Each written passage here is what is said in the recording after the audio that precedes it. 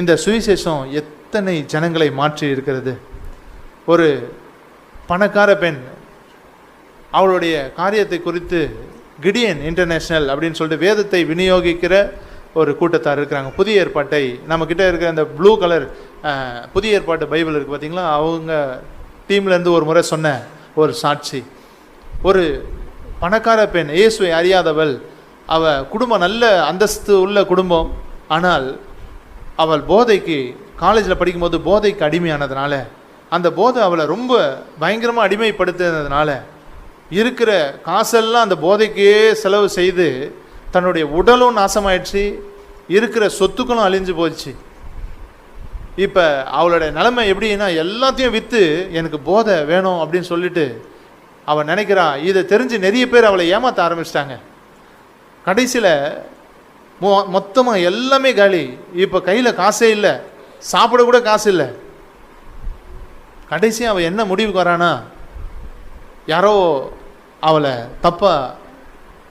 தப்பாக சொல்லி அவளை நடத்தியிருக்காங்க. என்ன சொல்லியிருக்காங்கன்னா, உன்னுடைய சரீரத்தை விற்று நீ சம்பாதித்துக்கொள் அப்படின்னு சொல்லும்போது நிறைய காசு கிடைக்கும் உனக்கு அப்படின்னு சொல்லிட்டு சொன்னதுனால அவள் அழுதான், ரூம்குள்ளே போய் அழுதான்.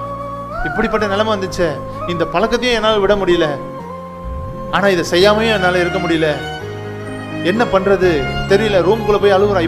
இப்படி நம்ம சம்பாதிச்சு இப்படி நம்ம செய்யணுமா? எவ்வளோ கேவலமான ஒரு வாழ்க்கையா, சரீரம் என்னுடைய வாழ்க்கை எல்லாமே நாசமாயிடுச்சு, இதுலேருந்து எனக்கு விடுதலே இல்லையா அப்படின்னு அறைக்குள்ளே போய் அழுது அழுது அழுது முடிவெடுக்க முடியாமல் தவித்து கொண்டிருந்தார்.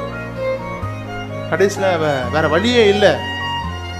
பிசாசு ஒரு பக்கம், அவன் ஃப்ரெண்டுக்கு ஃபோன் பண்ணி சொன்னான், சரி நான் அதுக்கு ஒத்துக்கிறேன் அப்படின்னு சொல்லிட்டு பிளான் பண்ணி ஒரு ஹோட்டலில்